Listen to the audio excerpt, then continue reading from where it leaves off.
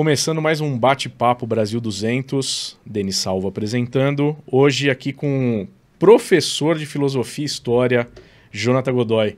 Tudo bem, Jonathan? Tudo bom, Denis? Beleza, obrigado pelo... Não, obrigado. Eu que agradeço primeiro por aceitar o convite aqui, participar do Obrigado, eu que agradeço. nosso programa. Legal. Eu já vou começar, que eu falei assim, o que eu coloco aqui, Jonathan? Jonathan Godoy, filósofo? Não, você falou não, professor de filosofia. Já começa explicando isso. Por que você falou aí, professor de filosofia? Qual que é a diferença? Pô, eu sou filósofo, sou professor só. Como que funciona? Filósofo é quem que tem uma filosofia própria, né? É quem desenvolveu uma filosofia. Tá. Filósofo é... Por exemplo, o Olavo chegou a ser filósofo, né? Ah, pois é. Ele chegou a ser filósofo, porque ele tem uma filosofia dele. Certo, né? Tá. Ele não tinha apenas cultura filosófica e a ensinava. Ele também tinha o raciocínio dele, né? Próprio. Agora, professor de filosofia é quem tem um certo conhecimento de filosofia o suficiente para poder ensiná-la. A história da filosofia, a história das ideias, o conteúdo filosófico de algum filósofo. Aí é um professor. Perfeito. Se você desenvolver algo, então aí sim. Quem determina isso? Geralmente são os pares, né? Assim, acaba virando um consenso. Entendi. Assim, a gente fala quem determina pro povo, né? Agora, Claro, isso, exato. se a pessoa conseguiu desenvolver, ele é um filósofo, ainda que ninguém o reconheça. A filosofia é diferente da arte, né? Porque, por exemplo, a arte, a pessoa tem que produzir a arte para ele ser um artista. Não basta ter uma ideia. Eu posso aqui conceber um quadro maravilhoso, mas se eu não pintar, eu não sou pintor. Não virou pintor. Claro. E se eu der ideia para algum artista, o quadro é dele. Certo. Ainda assim. Né? O filósofo não. Inclusive aquilo que o filósofo... O Olavo falava isso, inclusive, né? Inclusive o que o filósofo não escreveu faz parte da filosofia dele, que está na cabeça dele só. Tá. Por quê? Inclusive, para você entender a cabeça de um filósofo, não basta você apenas ler o que ele escreveu. Você tem que entender mesmo. O que ele queria dizer com isso aqui? Não significa você fazer uma conclusão apressada, que é o que fazem no Brasil hoje em dia, né? A pessoa lê e fala o que ela entendeu. Já sai. Não, pera lá, você tem que passar 10 anos. Por exemplo, um grande filósofo. Tem os grandes filósofos da humanidade. Por exemplo, Platão, Aristóteles, Santo Agostinho, São Tomás. São os 4 maiores. Para você entendê-los, vai anos, décadas. Entender realmente, ir além do texto. Por quê? Porque o texto sempre é limitado. Você precisa compreender mesmo o raciocínio dele. O que ele entendeu da realidade, você precisa entender também. Você precisa ver junto, né, com ele. Tá, agora, você como professor, né? Obviamente que você leu, estudou, você tirou suas conclusões. Sim. Isso também faz parte do ensino? Você passar o teu entendimento? Senão nem professor você é. Tá. É aí que tá. Porque tem gente também que só lê e repete. Como ler como um papagaio. Perfeito. Né? Aí você não precisa de um professor. Você pega o chat GPT, né? Sim. Fala pra mim tal coisa. Isso aí nem inteligência é. É interessante que o chat GPT veio para confirmar algo que os filósofos antigos já explicavam. Uma coisa é habilidade, talento, outra coisa é inteligência. Mas se você consegue falar bonito, ou se você consegue fazer citações, você simplesmente tem uma habilidade. Perfeito. Agora, se você realmente compreende aquilo e relaciona aquilo com a realidade, aí você compreendeu o assunto. E aí que tá o grande pulo você aprender com alguém que já decifrou ali. Conseguiu ter um nível de entendimento ali. Perfeito. Legal. Senão você só é um... O chat GPT faz isso, ele combina ideias. Né? Ele é inteligente? Não. Até que o pessoal chama de inteligência artificial. Não é inteligência. É um apelido. Né? Porque a inteligência conhece a realidade e sabe que conhece. O chat GPT combina apenas informações. Agora, a pessoa verdadeiramente inteligente, ele entende e consegue explicar aquilo. Ela não simplesmente cita. Perfeito. Me fala, antes da gente entrar, a gente vai falar sobre teologia da libertação. Né? É um assunto que entrou em pauta porque todo mundo ouve falar. Tá na moda hoje em dia, né? Falar disso aí. Exato. E as pessoas acho que têm um pouco de vergonha de perguntar. Né? Tem que saber, mas também não sabem e não chega a conhecer e perguntar do que se trata. Né? Então acho que a gente vai trazer esse assunto, vai ser bem bacana aí pro pessoal. Mas antes eu queria saber, os filósofos modernos, quem que você gosta e segue e acha bacana aí brasileiros? Os que não são modernos no pensamento, só são modernos porque nasceram nessa época. Tá. Brasileiros? Bom, aí eu conheço o Mário Ferreira dos Santos, que inclusive eu fiz o meu TCC da graduação nele, sobre ele. Tem o padre Stanislau dos Anjos, o próprio Olavo, né? Mas brasileiros são poucos. Né? Tá. Agora, filósofos modernos que são bons, por exemplo, o maior filósofo do século XX, na minha humilde opinião, e de alguns que eu sigo, né, de alguns tomistas, é o padre Cornélio Fabro, que é um padre italiano, muito pouco conhecido, né, no Brasil principalmente. Tá. Mas é um gênio assim, assombroso. Tem também o grande Bernard Lonergan, canadense, né, que é um outro grande filósofo. E durante do século XVI para cá, alguns, né, que seguem a tradição tomista, mas poucos. Tá, você vê, né? Eu acho que a grande maioria da população não conhece, né? Uhum. E o que se considera hoje o que chamam de filósofos, né? Você sabe de quem eu vou falar, né? Mário Sérgio Cortella. Ah, sim, esse povo. Eu gosto do Clóvis pra caramba, mas... Eles são professores ou Não, podem ser considerados filósofos? Profissionalmente, professores de filosofia. Professores. Agora, o negócio é o seguinte. Eu não os considero nem professores de filosofia. Porque... Ah, você tá falando que eles são burros? Não. O brasileiro tem mania de tirar conclusão, né? Você fala uma coisa... Explica bem aqui. Ele já tira outra conclusão. É o chamado non sequitur, né? Quando você tira uma conclusão que não estava no que a pessoa falou. Tá. Não estou dizendo que são burros ou que não tem cultura. Eu estou dizendo o seguinte. Eu não estou falando também, porque as pessoas acham assim, o seu critério é o seu gosto. Gosto ou não gosto? Eu falei, não, isso aí é critério de menininha de 15 anos. Né? Qual que é o meu critério? O critério que os gregos deram. Porque quem que inventou a filosofia? Os gregos. Os gregos antigos. E a filosofia é um projeto humano. Tá. E esse projeto é o qual? Vamos estudar a realidade para compreendê-la. Entendê-la como ela é. Com todas as dificuldades, usando a razão. É isso. E o próprio Platão, como bem observam um intelectual contemporâneo chamado Eric Feiglin, ele criou o termo filodoxo, ou amante da opinião, para diferenciar do filósofo. Então o filósofo, ele ama, ele olha a realidade e quer compreendê-la. O amante da opinião, não. Ele ama uma opinião, que ele faz dele. Certo. Ele também é inteligente, ele desenvolve, ele fala, mas ele ama a opinião. E a filosofia que é praticada na academia acabou virando isso, a partir da modernidade. Ou seja, você vai lá para entender Nietzsche, para entender Schopenhauer, para entender Kant, para entender Hegel. Não é para entender a realidade. E tudo é reduzido ao subjetivismo, ou seja, tudo é opinião. Tá, entendi. Perfeito. Virou isso, tudo é opinião. Eles se esqueceram que existem. Olha, tem coisa que é opinião, mas tem coisa que é critério, que é constatável pela razão e demonstrável, e você mesmo constata com a sua experiência individual. Isso é fato, você usa lógica. Só que isso foi abolido. Ou seja, tudo virou debate de ideias. Então o cara tá falando um absurdo gigantesco que tem que respeitar, porque é a opinião dele. Então, isso entra... Isso aí não é filosofia tal qual os gregos conceberam. Isso entra no mimimi atual da lacração. Entra Tipo, eu tenho que respeitar a opinião, mesmo que seja uma puta baboseira que você tá falando. Por exemplo, eu acho que você é um japonês de 50 anos de idade. Tem que respeitar a opinião dele, porque ele acha. Ele acha, isso acabou. Isso aí é conversa de maluco. Uhum. Então virou isso. Então eu acho que assim, aquele que estuda filosofia tem que ter noção que existe um negócio chamado realidade e você vai estudá-la. Por meio do que os filósofos... Aí que tá. Você estuda a realidade por meio do que os filósofos disseram. Que é o que Aristóteles diz na metafísica. O conhecimento começa com a opinião dos sábios. Ou seja, você pega a opinião dos grandes sábios, por quê? No sentido de que eles viram algo da realidade e relataram. E a partir deles você vai compreendendo melhor a realidade. Porque nós percebemos a realidade, aí como diz o Mário Ferreira dos Santos, numa síntese confusa. Nós percebemos a realidade, mas quando chega no nosso imaginário, quando a gente reflete sobre aquilo, a gente não tem clareza. É total. Tem clareza até certo ponto. Eu tô vendo que aqui tem um copo d'água. Mas já tem gente que fala assim, mas pode ser uma ilusão do seu cérebro. Pode ser... Aí tem gente que leva a sério essa teoria. Uhum. Então, ou seja, porque por mais que eu perceba o copo d'água e pragmaticamente, no cotidiano eu tome a água, eu considero como uma hipótese válida que pode ser uma ilusão na minha mente isso aqui. É a hipótese cartesiana, de Descartes. Tudo pode ser um sonho, não sei o que lá. Uhum. Então tem essas hipóteses e que são problemas filosóficos, como o Mário fala também, que já foram resolvidos e que as pessoas tratam como se não tivessem sido resolvidos. Uhum. Hoje, antes de entrar ainda no assunto, hoje em dia você acha que o pessoal está mais aberto para a filosofia, para aprender? Agora abriu-se, porque houve uma época em que o que a academia dizia era lei e ninguém questionava. Tá. Então agora o pessoal está questionando mais. Como a própria questão da teologia da libertação, que você citou. Agora está todo mundo questionando, querendo saber. Perderam o posto.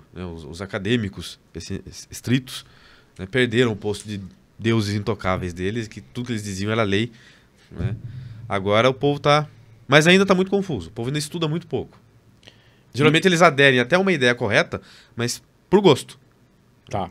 Então, a internet, as redes sociais, a facilidade de buscar conhecimento ajudou nessa Ajudou, nessa sim. questão. Esse é o lado bom da internet, né? Quando fala que a internet, aquele jargão, né? A internet democratizou o saber, democratizou mesmo. Sim. Porque, de fato, pela internet você acessa muita coisa. Que antes era Desde restrito. professores até livros digitais. Aham. É muito bom. Para quem sabe usar a internet, ela é excelente. Perfeito, isso ajudou muito, né? Muito. Porque antes se usava até o filosofando como algo alienígena, né? Eu não sei qual. Você está com quantos anos hoje? Eu 29. 29. Novo ainda, né? Mas é uma época, a gente viveu épocas diferentes, né? E era uma época que a gente não tinha conhecimento e a gente acreditava em poucos que podiam falar sobre algum assunto, né? Então isso realmente é uma grande ajuda você ter essa abertura e poder buscar conhecimento, né? E por isso que eu fiz a pergunta. Realmente eu acredito que ajudou bastante. Eu mesmo fui buscar por causa da internet. Você acaba vendo pesquisando, vídeo aqui. fala, porra, que legal isso. Não tem nada a ver com o que eu achava que era a filosofia, né? Então, bem bacana. Vamos entrar no Teologia da Libertação, Jonathan? Eu quero o básico. Para a gente começar, o que é a Teologia da Libertação? Que é isso, né? Óbvio que não dá para explicar aqui, né? É um assunto muito complexo. Também já falando, porque antecipando já qualquer... Porque tem certas críticas que a gente antecipa, né? Não, mas tá falando pouca coisa. É lógico, né? A gente não tá aqui A gente quer trazer um overview agora para... Dá pra explicar isso, mas assim, no geral. Porque assim, como eu falei pra você, no geral, o brasileiro médio adere às coisas por gosto. Né? Então, se tem aquele que tem a aversão à teologia da libertação, a gente tem uma opinião formada, já fala, são os marxistas, os comunistas, que não é mentira. E tem o pessoal que defende, fala, não, tô falando mal porque a teologia da libertação defende os pobres, etc e tal. Porque o discurso que a teologia da libertação vende é esse. Né? Nós estamos aqui, fizemos uma teologia voltada para a necessidade dos pobres. Esse é o discurso que eles vendem. Né? Então fica esses dois embates aí. E na verdade não. Inclusive, antes até de eu entrar no assunto, o pessoal que já começa a debater a teologia da libertação fala que não existe nada no evangelho que Jesus dê atenção aos pobres. Existe sim. Não comece a discutir com o teólogo da libertação. A partir daí que você vai perder. Sei. De fato, a igreja tem a responsabilidade sim de cuidar dos pobres. De todo mundo. A caridade é um mandamento. Mas o problema é que a teologia da libertação não é isso. É outra coisa. Então, assim, de uma maneira muito geral, né, quem se aprofunda um pouco mais chega à seguinte conclusão. A teologia da libertação é a leitura marxista da fé. Sim. Mas o problema está mais embaixo ainda. A teologia da libertação, ela é nada mais nada menos que uma reelaboração contemporânea da antiga heresia gnóstica, que foi uma das primeiras heresias a surgir na igreja. O que é a heresia gnóstica? Também é um assunto muito amplo. Mas assim, em resumo, a palavra gnose em grego quer dizer conhecimento. Mas não é conhecimento no geral, quando a gente fala em gnosticismo. O gnosticismo diz que a salvação do homem, ou digamos assim, a superação da condição atual, porque numa coisa todos concordam, a vida de hoje é uma merda. Ninguém está contente na vida. Ainda que você seja bilionário, saudável... Sempre falta algo. Não só falta algo, mas você vai envelhecer e vai morrer. Você vai perder tudo. Você pode ser o rei da Inglaterra. O povo zoava que a rainha Elizabeth II era imortal, né? Morreu. E aí? A coroa, o dinheiro, o título não serviu de nada na hora da morte. Ou seja, todo mundo tem um problema da vida. Agora, como sair desse problema? Aí a resposta varia, né? E o gnosticismo tem uma saída. Aliás, uma hipotética saída que eles apresentam. Que é, você vai superar a condição atual através de um conhecimento X. Por isso que chama gnosticismo, achar que o conhecimento salva. Né? Porque às vezes a gente fala mal do gnosticismo, aí vem os idiotas e falam assim, você é contra o conhecimento? Não sou contra o conhecimento, né? Pequeno padawan. Eu sou... Não seja simplista. Assim. Não seja idiota, né? Eu tô dizendo que você é contra o tipo de conhecimento que eles vendem e a ideia de que é este conhecimento que vai nos salvar, que vai nos libertar de algo. Esse é o centro. O gnosticismo ele tem inúmeras vertentes, milhares. Não sei se centenas ou milhares, talvez até milhares de vertentes. E cada vertente tem a sua doutrina. A teologia da libertação é uma doutrina gnóstica. Por quê? Porque o gnosticismo ele é uma visão de mundo. A visão de mundo do quê? Que esta realidade material que nós vivemos, ela é em si mesma má. Então, portanto, ela deve ter sido criada ou por acidente, ou por um demiurgo, um outro deus mau, né? Ou por alguma razão misteriosa. Aí cada doutrina vai dar uma explicação. Certo. Né? Tem uma que diz... Por exemplo, quem ouve isso falar, mas nunca vi um padre da teologia da libertação falar isso. Sim, ele não fala isso. Mas ele tem essa concepção por detrás. Eu já vou falar por quê. Então, a gnose, né? Nesse sentido que eu estou dizendo, né? O gnosticismo, ele entende que essa realidade ele é em si mesma má.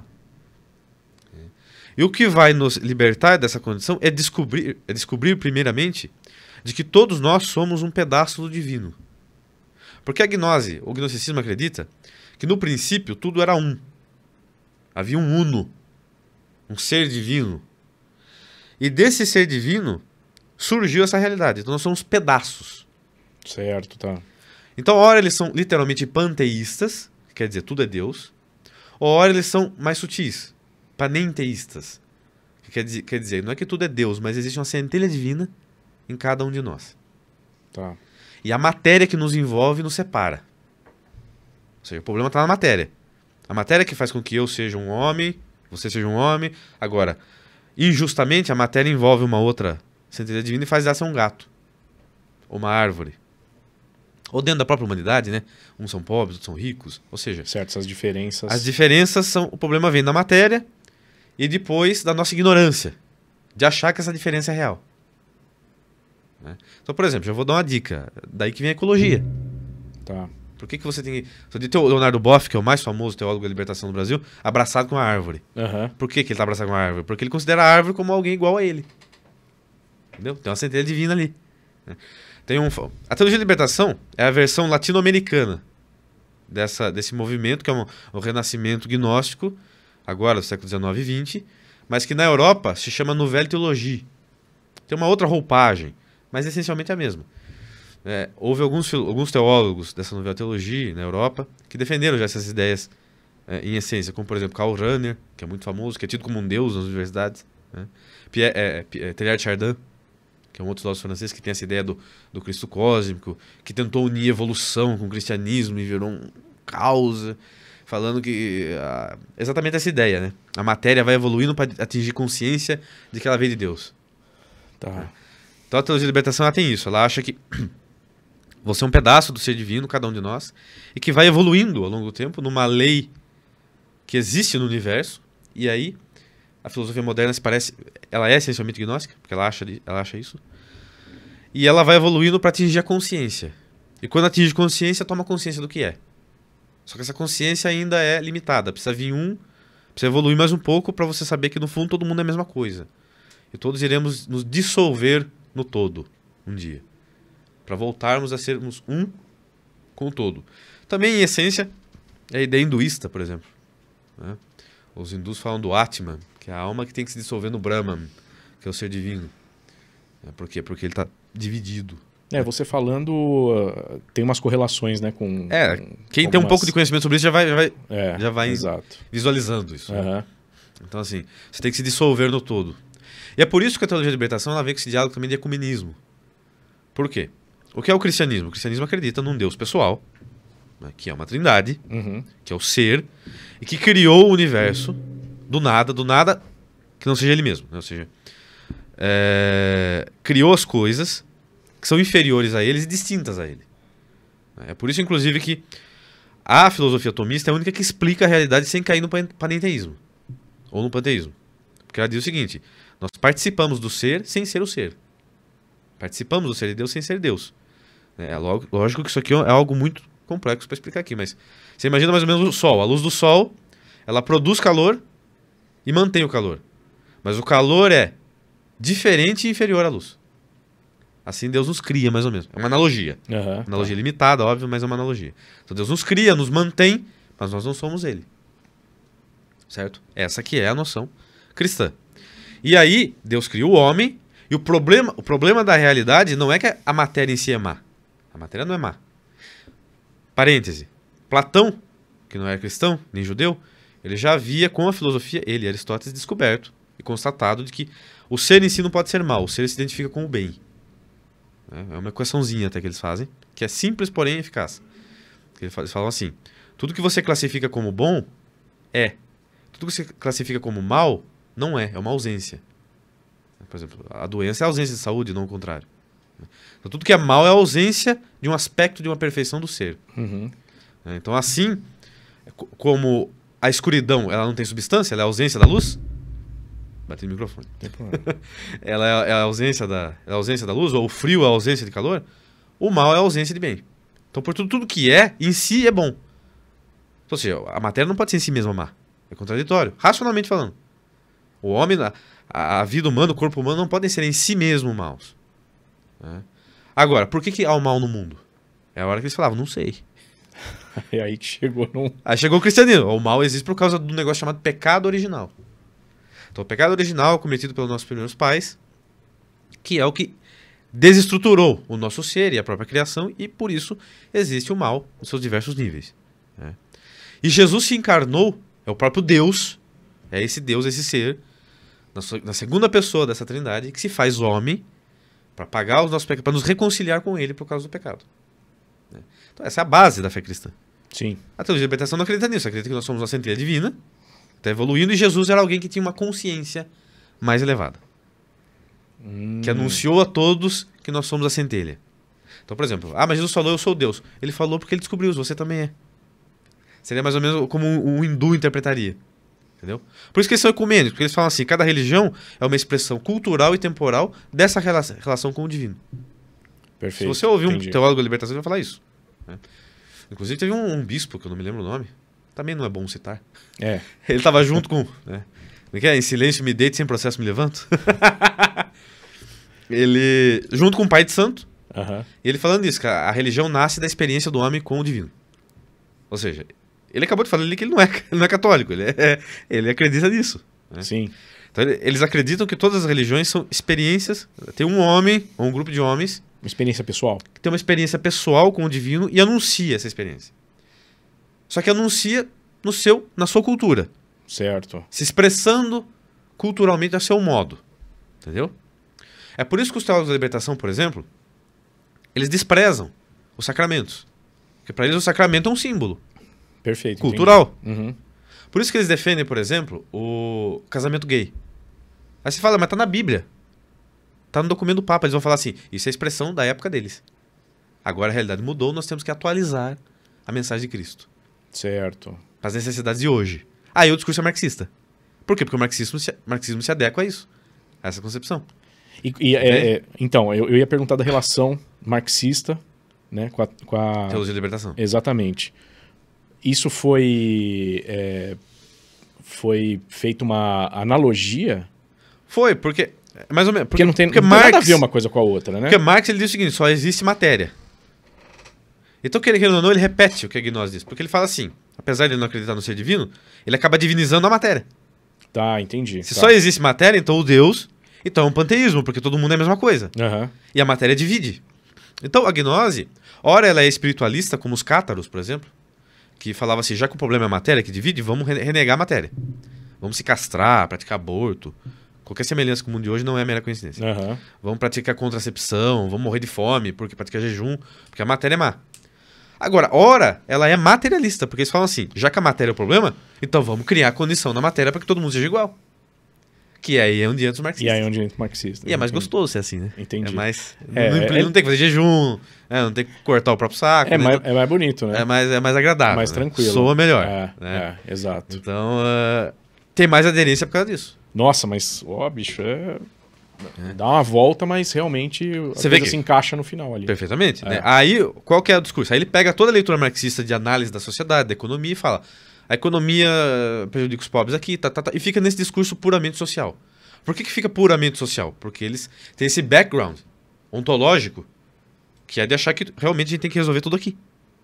Tá. Não é Deus que vai nos salvar, não tem que esperar a salvação. Eles É até tudo falam, matéria. eles até falam de Jesus, mas na prática é tudo matéria. A gente tem que resolver aqui os problemas sociais, a falta de educação, é tudo isso. Por exemplo, tem uma música famosa, a Teologia da Libertação, que fala assim, quando o dia da paz renascer, quando o sol da esperança brilhar, eu vou cantar, não sei o que, quando as cercas caírem. Ou seja, O que é a esperança deles? É o comunismo, não é a salvação que Jesus vai trazer. Reinado do povo, ou seja, não é reinado de Deus, é reinado do povo. Tem um refrão da música que fala, reinado do povo. É como se Jesus quisesse o reinado do povo. Não, Jesus, ele é o rei. Né? Nós iremos participar desse reinado. Só que eles vão falar que tudo daí, Jesus pregou uma coisa e daí vieram os homens e eles deturparam. Eles começaram a adaptar a mensagem de Cristo aos interesses ignorantes e egoístas de cada um. Aí, em analogia com a sociedade monárquica, criaram a monarquia eclesiástica. Com papa, bispo, etc e tal. Aham. Eles vão falar isso. Por isso que até pouco tempo atrás, até uns 10 anos atrás, 20 anos atrás, eles atacavam muito a hierarquia eclesiástica. Porque eles falavam que a hierarquia era uma construção opressora. Então, era comum você ver um padre da teologia da libertação. Até em alguns lugares, os mais radicais são assim. Eles não celebram a missa no altar, eles sentam no meio do povo, né, para celebrar a missa. Eles botam uma veste enculturada, porque tudo é expressão cultural. Houve até um padre que ele foi falar, eis o Cordeiro de Deus, que eu cresci na mão, ele falou, eis a galinha de Deus. Porque ele falou, no contexto que eu vivia, o povo não comia cordeiro, comia galinha. Nossa. Entendeu?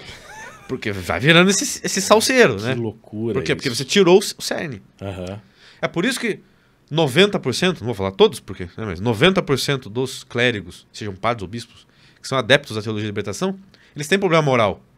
Por quê? Porque eles não acreditam naquilo. Por que eu vou ver celibato, sendo que é tudo construção? Certo, então... Então não vivem, então é óbvio.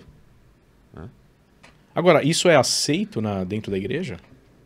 Então é que tá. Isso foi aceito pela estrutura eclesiástica na medida em que muitos eclesiásticos foram aderindo a essa ideia.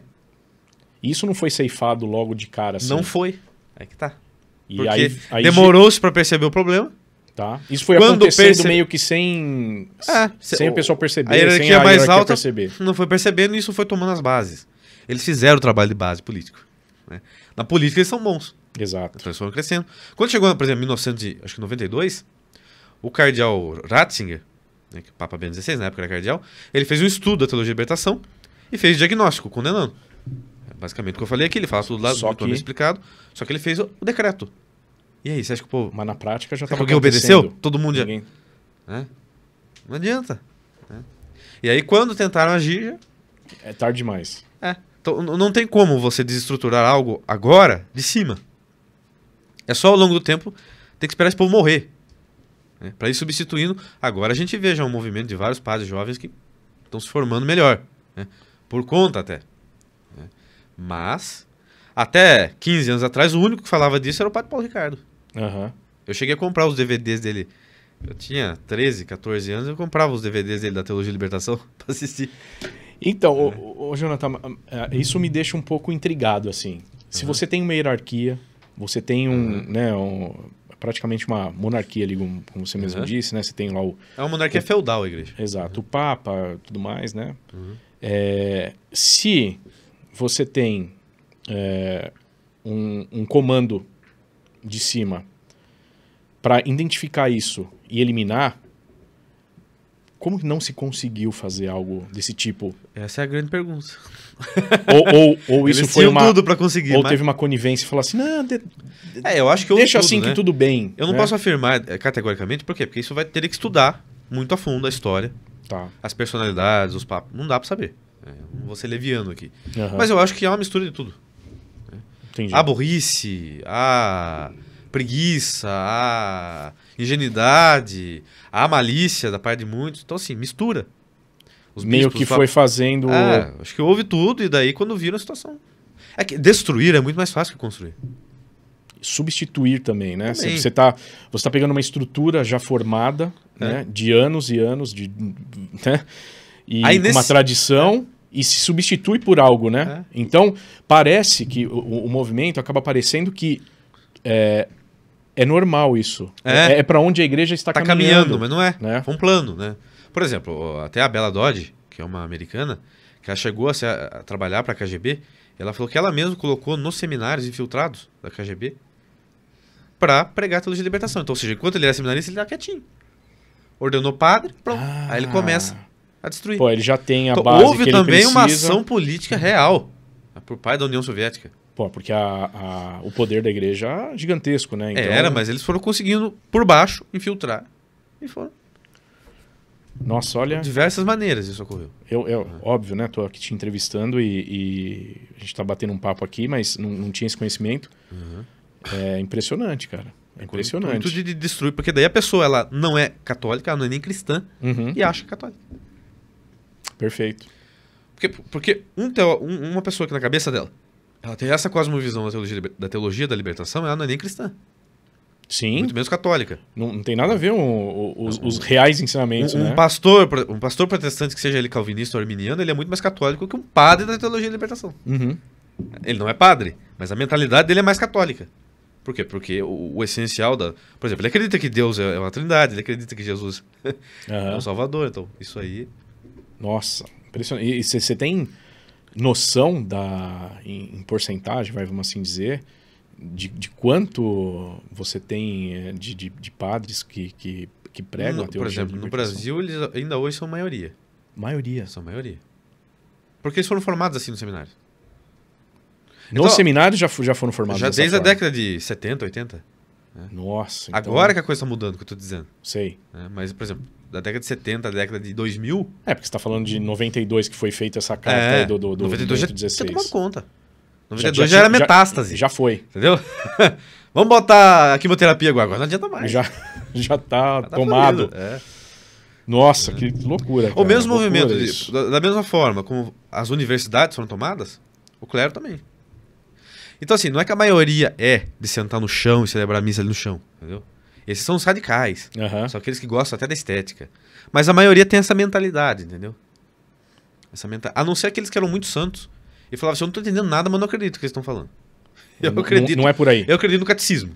Tem uns assim. Eu conheço até alguns padres assim, muito bons, de mais idade, falavam assim, olha, eu não acreditava em nada. Meu professor falava um monte de absurdo. Eu acreditava no catecismo. Por exemplo, falava, eu não sei como é que Jesus está na Eucaristia, mas eu acredito. Ele falava. Sei. Você vê que é pela bondade da pessoa. Né? Mas as pessoas que não eram tão santas, né, não tiveram esse auxílio da graça especial, elas têm essa mentalidade. Isso acabou perdendo, acho que acabou perdendo muito a Igreja Católica com isso, né? Política, socialmente falando, sim. Sim. Porque as pessoas acabam confundindo a estrutura, a hierarquia com a igreja. Entendi. Né? As pessoas falam, se o bispo é corrupto, a igreja é corrupta. Pera lá, uma coisa é o corpo visível, são os membros que podem ser corruptos. Assim como Judas era corrupto. Jesus não era, Judas era. Né? Outra coisa é a doutrina e o corpo místico de Cristo, que é a igreja real, que essa é outra coisa. As pessoas têm que ter essa maturidade. Né? De saber separar discernir as coisas. E Deus deu uma garantia. Olha que interessante, porque na igreja, ela tem deixa eu só concluir. Claro. A igreja ela tem uma concepção teológica que é assim, que foi Santo Agostinho já que defendeu. Porque ele já via isso acontecer em menor escala na época dele. A eficácia dos sacramentos, por exemplo, não depende do padre, da cabeça dele. Depende só se ele for ordenado ou não. Então, assim, se ele é um louco, se ele não acredita em Deus, mas ele for ordenado, então a missa dele vale, a confissão que ele atender vale. Mesmo que ele tenha feito um papel ali. Pode ter matado a criança uns 5 minutos antes.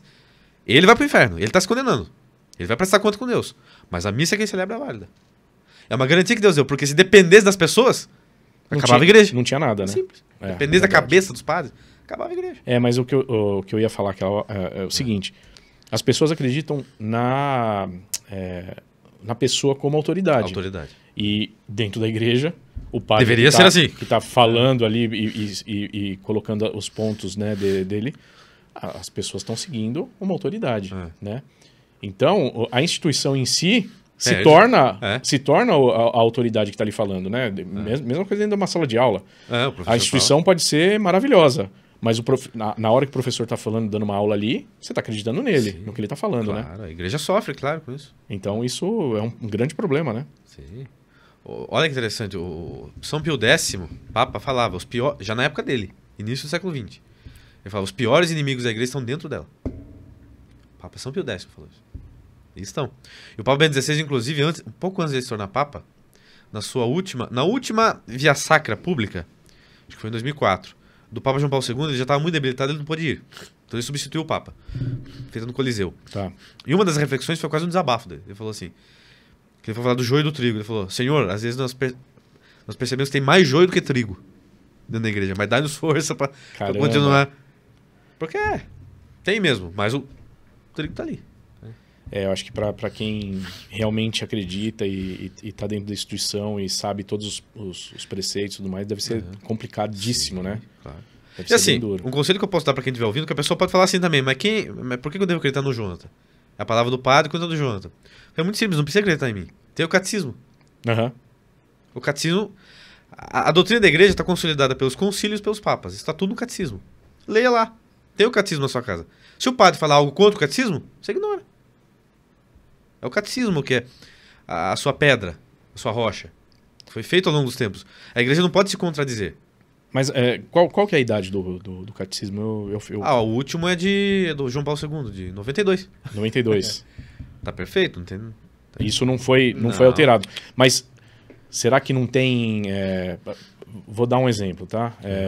Você faz o catecismo com... Qual que é a idade que você faz o catecismo normalmente? 11 anos, 12 anos? Não, mas eu tô falando do catecismo da igreja, que é o livro. Ah, certo. Tá. Tô falando da catequese que você faz quando você vai fazer a primeira comunhão. Não, então, mas... O pessoal chama de catecismo. Porque na catequese, às vezes, as pessoas não usam o catecismo. Aliás, na maior parte das vezes. Então, é isso que eu queria trazer. Por isso cada um deve comprar até o seu. A primeira aula que a gente tem dentro da igreja na catequese. catequese, né? Exatamente. Desculpa confundir aqui as... Uhum. Mas a idade que você faz, você normalmente não questiona muita coisa. Sim, não. Né? E isso está sendo feito, tem algo de errado ali hoje que você acha que quem dá aula sobre o catecismo, né? Pode ter uma vertente aí da teologia da libertação ou Total. não? Os materiaizinhos de catequese que você vê, tudo teologia de libertação. Total. Espera aí, fala aí, Sato. E o Cat. O YouCat eu não cheguei ali, eu acho que não tem coisa errada lá. Eu não sei, aí eu não vou ser leviano, eu não li ainda. Mas assim, eu falo materiais para catequese, que o pessoal usa nas paróquias. Aí tem muito assim, contaminação da teologia de libertação. Por isso que a pessoa quando fica adulta, ela tem que procurar. Nossa, mas é uma loucura isso, hein? Ela tem que ir atrás. É uma loucura. Eu não, assim... Eu fiz a catequese, crisma e tudo mais. Mas assim, não me recordo, falando agora, se tinha algo já voltado para a teologia da libertação. Então, mas interessante você trazer que isso está acontecendo ainda, né? Sim, ainda. Mas tem um movimento contra. Já tem, graças a Deus. Outro dia até eu fui a uma missa e o padre era a multiplicação dos pães. Ele passou a homilia inteira falando que Jesus não multiplicou os pães. Ele convenceu as pessoas a partilhar o pão. Ah, meu saco. Assim, Jesus já ensinou a partilhar o pão. Ali ele multiplicou. Ali ele deu a comer, porque ele é Deus. Ele dá a comer. Porra, mas não é muito melhor a história de multiplicação em vez da divisão? Lógico. Não é verdade? Por quê? Porque eles querem... Independente de qualquer coisa. Eles pregam você ter um pão e dividir é melhor do que você ter vários? Não, né? É uma loucura tão grande. É porque eles querem tirar eles não querem divinizar Jesus. Eles falam, Jesus não fez milagre nenhum, porque senão seria um privilégio. Eu falei, escuta. Nossa, mas olha, hoje eu não frequento mais, mas assim, me choca isso. É chocante mesmo. É um negócio que eu não tinha noção dessa dimensão do que está acontecendo. Grave. A gente tem que falar porque as pessoas estão recebendo isso. Uhum. As pessoas têm que ter noção de que aquilo ali está errado, ela tem que ter a fé correta, mas continue indo à missa, continue se confessando, pelo amor de Deus. Né? Continue fazendo tudo isso. Perfeito. Vamos trazer aqui... Você está com um instituto. Isso, estamos fundando o instituto.